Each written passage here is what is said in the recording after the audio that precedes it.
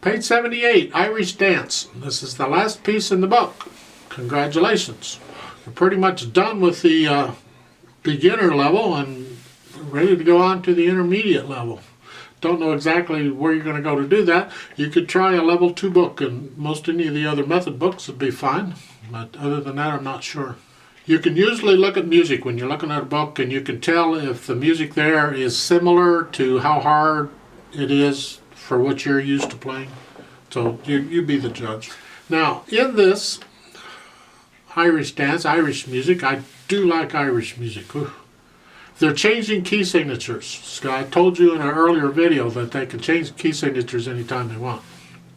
At the beginning of this piece, there's one sharp in the key signature, and that is G major. So you are in G major to start. Then at the end of the second line, they put natural signs for those sharps. That cancels them out. So starting with the third line, you're now in C major. No sharps or flats. Right. Then over on page 79 at the end of the second line, they put the sharps back in. So now you're back in G major again.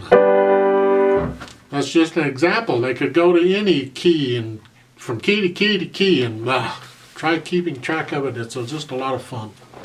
Now, as far as the fingering goes, use the fingering here. It's fine. There's nothing wrong with it. It's good. It gives you a little practice of crossing over the thumb. Just be aware you've got some very quick hand moves to do. For instance, the last measure of the second line on page 78, you're here. And then on the next measure, the first measure of the third line, you're going to put your thumb on the C up here, and your left hand is here. Left hand's not so bad. You just basically the thumb has to go here. So work on those, practice those, because you don't want to mess up the flow or the beat to do that. All right, it's got to be there on time. Then over on page 79 at the end of the second line, you're here, and the beginning of the third line, you got to go back up into G position, both hands. So you got to go back up to here. You don't have a lot of time. You got to obviously you got to look down at the keyboard to see this one. Both hands are moving to get there on time. Hopefully you don't have to look at the keyboard other than these times when you've got to move your hands around a bit.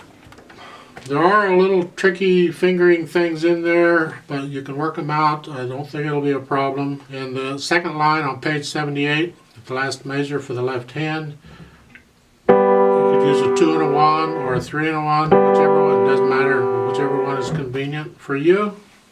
For the last measure on page 78, there at the bottom, in the left hand, again, you can use 2 and 1 or 3 and 1, whichever is convenient. Keep in mind at the top of page 79, you need 5 and 3 on that. Same notes, different fingers. So if you want to play on the bottom of page 78, if you want to play the first half note with whatever fingers you're using, you could play, if you wanted, the second half note with 5 and 3. And now you're ready for the top of page 79. It's up to you how you want to do that.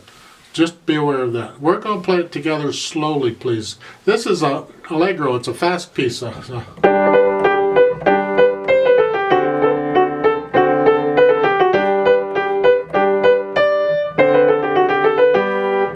you get the idea of how it goes, right? Probably find recordings of this all over. Not this arrangement, but of the piece. It's in common time, or 4/4 time, so I'll give us 4 counts and we'll play it together. You can do the dynamics on your own. I'm not going to bother. They go from loud to soft to loud or whatever. So we're starting out right hand here, left hand here, G position. All right. 1, 2, ready, go.